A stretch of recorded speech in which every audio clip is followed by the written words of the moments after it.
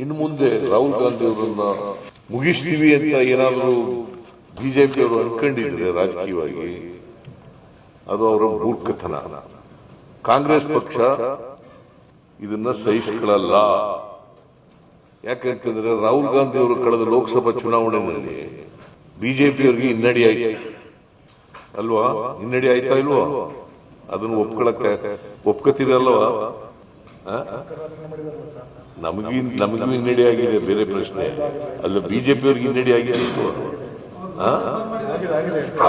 ಅದೇನು ಯಾರು ಒಪ್ಕೊಳ್ಳಿ ಅಷ್ಟೇ. ಗೌರ್ಮೆಂಟ್ ಫಾರ್ಮ್ ಮಾಡಿಲ್ಲ, ನಮ್ದು